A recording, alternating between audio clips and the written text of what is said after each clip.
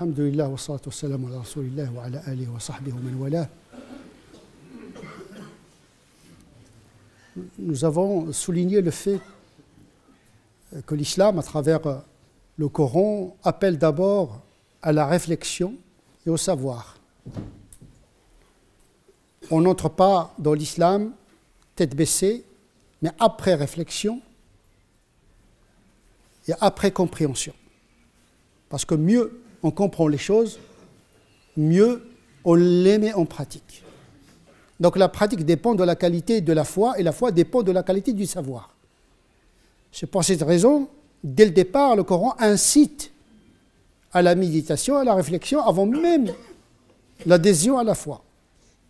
Regardez, contemplez, méditez sur ce qu'il y a dans les cieux et les terres. Ne médite-t-il pas sur eux-mêmes? Dieu n'a pas créé les cieux et la terre, si ce n'est que par la vérité. Et à terme,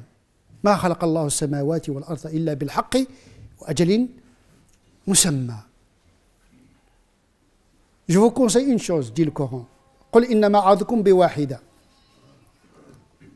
Je vous conseille une chose. Mettez-vous en binôme, mathna, wa furada, et individuellement, et réfléchissez. Votre ami, c'est-à-dire le prophète, n'est pas un possédé. Ma bi sahibikum min jinn.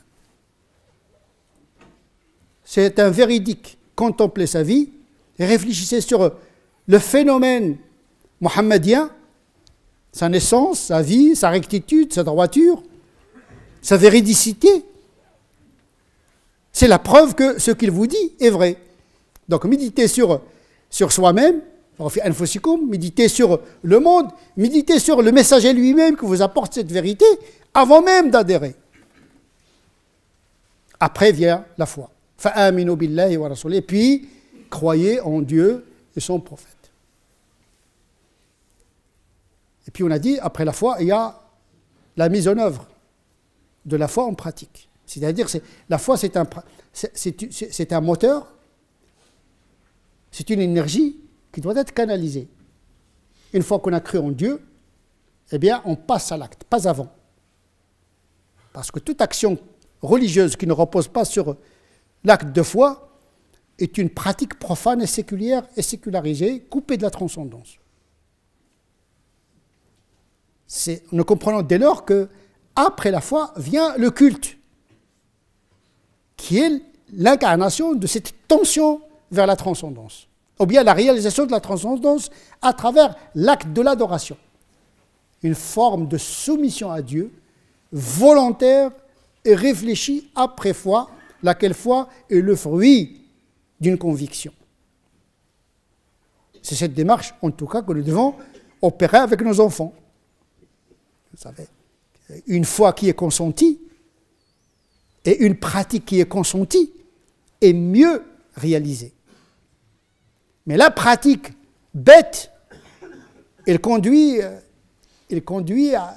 mène dans une voie sans issue. Une pratique qui n'a aucun impact, il ne change pas le monde, il ne change pas l'individu.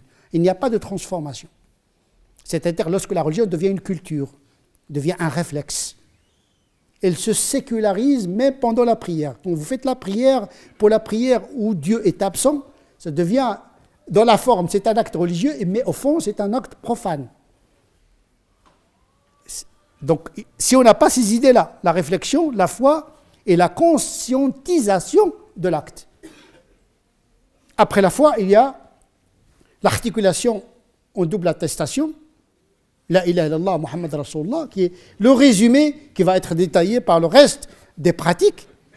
Mais déjà, le musulman, après la foi, il a le résumé, l'essentiel de la religion. Dieu est unique et Muhammad est son prophète. Le Coran et la Sunna, donc la voie est tracée.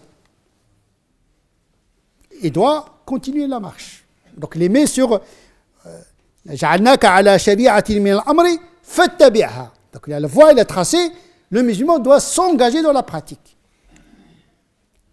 L'attestation de foi, puis les prières, nous avons évoqué la symbolique et l'utilité et les dérogations qui entourent la prière, vu son importance, et qu'on a dit que c'est une pratique tellement importante que les fuqaha lui ont réservé presque le plus grand volume en matière d'études du droit canonique, tellement importante, les ablutions, la préparation symbolique à travers les ablutions pour faire la prière, le sens de la prière, l'orientation vers la Qibla. Donc il y a tout un acte de symbolique qui prépare le musulman à la rencontre de la divinité. C'est un moment d'une sacralité extrême.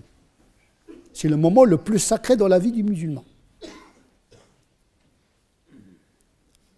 Et puis, il y a la zakat qui oscille entre le culte et le relationnel. En même temps, c'est un acte à destination de Dieu, puisque Dieu accepte les aumônes. Yaqbalu sadaqat, il accepte. Et donc, donner aux pauvres, c'est mettre l'argent dans la main de Dieu. Et donc, c'est pour cette raison que l'islam a intégré la zakat dans le culte, parce que Dieu, il est à côté des vulnérables. Là où il y a la misère, la pauvreté, les gens négligés, là où il y a Dieu. Et Dieu se manifeste petit et à la marge du monde. C'est pourquoi, déjà, la prière, c'est la retraite par rapport au monde. On se marginalise quelque peu du monde. On oublie un peu le monde. On se met à la banlieue de l'existence. D'ailleurs, les premiers moments de la révélation se sont effectués dans une grotte. Ce n'est pas dans un palais, c'est dans une grotte. Ghar Hira. Et donc la zakat, quand on est à côté du pauvre, on est à côté de Dieu. Quand on est à côté du malade, on est à côté de Dieu. Quand on est à côté de quelqu'un dans la détresse, on est très près de Dieu. Donc la zakat, d'un côté, c'est un acte cultuel, c'est-à-dire un contact symbolique avec Dieu, mais en même temps, c'est un acte relationnel qui relève de l'éthique, à portée économique, à portée morale. La zakat, étymologiquement parlant, veut dire la croissance. Une croissance morale par le triomphe du musulman sur son ego et sa cupidité. Se libérer de la prison de l'égoïsme et de l'avarice. Vaincre ce mal qui nous habite. Le jour du jugement dernier, toutes les âmes cupides vont être ressuscitées. Et on a quelque part tous un petit degré plus ou moins élevé de cupidité. Plus on sort de la matérialité et son emprise, plus on est libéré. Ça ne veut pas dire être pauvre matériellement. Mais quand l'argent vous possède, vous ne possédez plus l'argent. Il y a ceux qui possèdent le bien, ils sont capables de s'en débarrasser. Il y a ceux qui sont possédés par le bien, il leur est très difficile de s'en débarrasser. C'est ça qui fait la différence. Donc la zakat, d'un côté, c'est un contact avec le mystère de Dieu, parce que Dieu se manifeste auprès des pauvres, mais en même temps, la zakat veut dire la croissance. Croissance morale, parce qu'on grandit quand on donne, comme un arbre qui, pour grandir et se débarrasse des feuilles et des branches mortes, donner pour grandir. Là, l'économie se pense par le don. C'est une croissance morale, spirituelle, mais également économique, le partage. Réduire la fracture sociale entre les pauvres et les riches. En plus des impôts qu'on donne à l'État, le musulman a une obligation canonique de donner aux pauvres. Donc les musulmans participent en France à réduire la misère. Parce que dans leur culte, il y a l'obligation de donner une part de leur argent. C'est-à-dire que la générosité n'est pas laissée à l'appréciation du musulman. Non, 2,5%, à partir d'un certain seuil, le musulman a l'obligation, il n'a pas le choix. Ce n'est pas une option. Cela déculpabilise le pauvre. Parce qu'il ne s'agit pas de la charité comme ça. Je vous donne parce que c'est une affaire. Si je veux te donner, je te donne. Si je ne veux pas te donner, non, tu es obligé de donner parce que c'est Dieu qui te le donne. Ce n'est pas par ton plaisir. Donc le pauvre n'est pas culpabilisé. Donc je prends un droit que Dieu m'a donné. Mais en même temps, il a une fonction sociale parce que ça crée un peu de l'affectivité, de la solidarité entre les riches et les pauvres. Et puis, nous avons la pratique du jeûne. On a dit déjà que la zakat, c'est l'imitation de l'acte de Dieu, puisque Dieu est le donateur par excellence. On a dit que le monde est un don gratuit de Dieu. On a tout reçu, l'intelligence, la force, etc., la réussite, tout nous a été donné. Donc nous devons partager. Comme Dieu lui-même, subhanahu wa ta'ala. Il a donné, mais sans attente. On vous donne pour Dieu, pour la face de Dieu. On attend de vous ni reconnaissance, ni remerciement. Donc là, celui qui bénéficie du don n'est pas culpabilisé parce que celui qui donne, il se réalise à travers le don, c'est-à-dire que le riche a besoin du pauvre. Et nous sommes quelque part tous pauvres. C'est-à-dire nous manquons toujours de quelque chose. Ce quelque chose qui nous manque, il est chez les autres. Il y a ceux qui nous manquons de savoir dans tel domaine, il est chez les autres. Donc je suis pauvre par rapport à lui dans ce domaine-là, et ainsi de suite. Nous nous complétons. Celui qui est riche dans un domaine, il est pauvre dans un autre. Donc nous sommes solidaires, nous sommes des êtres solidaires. Donc la solidarité, c'est elle qui nous permet de nous réaliser. Donc le musulman, quand il s'affranchit de la zakat, il est dans son élément. Il le fait avec bonheur.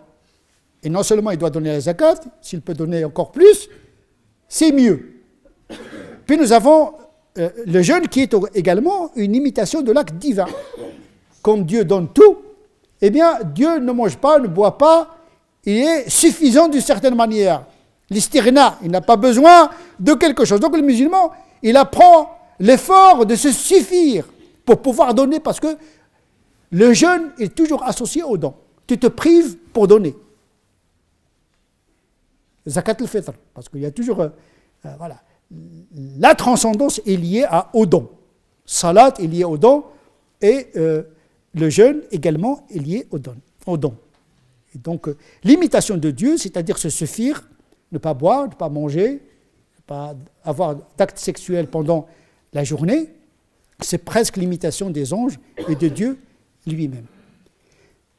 Cela veut dire que si le culte n'est pas intelligible, néanmoins, il est utile. C'est-à-dire qu'il faut pratiquer dans le sens de réaliser l'utilité intellectuelle, l'utilité morale et l'utilité spirituelle. Si le sens ontologique profond de la définition du temps et de la forme du culte qui nous dépasse, eh bien, quel que soit le mystère du culte, il a une utilité, c'est d'améliorer la condition du croyant. Parce que le culte, la loi est faite pour l'homme et non pas le contraire. Donc le musulman, il doit jeûner de façon qu'il trouve un bénéfice, une utilité, même si cela lui demande parfois une peine et un effort. Parce que le fruit, il n'y a rien sans rien. On ne peut pas cueillir le fruit de la pratique si on ne commet pas. On ne fait pas l'effort. Salat te demande de l'effort. Vaincre la paresse, la fainéantise, le jeûne. Il faut faire l'effort de vaincre la faim, la zakat. Il faut faire l'effort de vaincre la cupidité. Mais c'est un djihad méritoire. C'est un combat pour une cause noble. Grandir et s'élever et échapper à sa condition misérable humaine. Si la zakat c'est la libération par rapport à la cupidité, le jeûne est une libération par rapport à la tyrannie du plaisir. La liberté avec le jeûne, c'est la liberté de dire non. Nous apprenons dans nos sociétés occidentales que la liberté, c'est la liberté de dire, de penser et de faire. Le jeûne dit attention. Il y a une autre liberté, c'est de se libérer de soi-même. C'est-à-dire dire non à nos pulsions, à nos instincts, bestiaux. Une forme de modération des instincts. Donc, inintelligible, oui, mais il y a une sagesse, il y a une utilité à ces pratiques. Et si on fait ces pratiques-là sans avoir ces intentions, ces idées, ce ilm et cette foi, eh bien notre pratique n'aura pas les fruits escomptés. C'est ce qu'on voit malheureusement dans nos pratiques, nous pratiquons, mais nous ne voyons pas de transformation, notamment au niveau moral. Inna Allah la yughayyiru ma biqawmin hatta yughayyiru ma bi anfusihim. Dieu ne changera pas l'état d'un peuple tant que celui-ci n'a pas changé en lui-même. C'est pourquoi Dieu il a prescrit des pratiques intérieures, les pratiques cultuelles, justement pour aider le musulman à se transformer de l'intérieur pour pouvoir transformer sa condition extérieure, notamment morale. نسأل الله عز وجل أن يجعلنا من الذين يستمعون القول فيتبعون أحسنه. اللهم اهدنا فيمن هديت وعافنا فيمن عافيت وتولنا فيمن توليت وبارك لنا فيما أعطيت وقنا واصرف عنا شر ما قضيت فإنك تقضي ولا يقضى عليك إنه لا يذل من واليت ولا يعز من عاديت تبارك ربنا وتعاليت. اللهم ربنا آتنا في الدنيا حسنة وفي الآخرة حسنة وقنا عذاب النار. لا إله إلا أنت سبحانك إنا كنا من الظالمين. اللهم لا تدع لنا في هذه الساعة العظيمة ذنبا إلا غفرته ولا هما إلا فرجته ولا كربا إلا نفسته ولا ميتا إلا رحمته ولا ضالا إلا هديته ولا ميتا إلا رحمته ولا حاجة من حوائج الدنيا لك فيها رضا ولنا فيها صلاح إلا يسرتها. اللهم من أراد بهذه البلاد وبالمسلمين خيرا فوفقه لكل خير ومن أراد بهذه البلاد وبالمسلمين شرا فاكفنا شره بما شئت وكيف شئت. اللهم صل على سيدنا محمد وعلى آل سيدنا محمد كما صليت على سيدنا إبراهيم وعلى آل سيدنا إبراهيم وبارك على سيدنا محمد وعلى آل سيدنا محمد كما باركت على سيدنا إبراهيم وعلى آل سيدنا إبراهيم في العالمين إنك حميد مجيد. سبحان ربك رب العزة عما يصفون وسلام على المرسلين والحمد لله رب العالمين.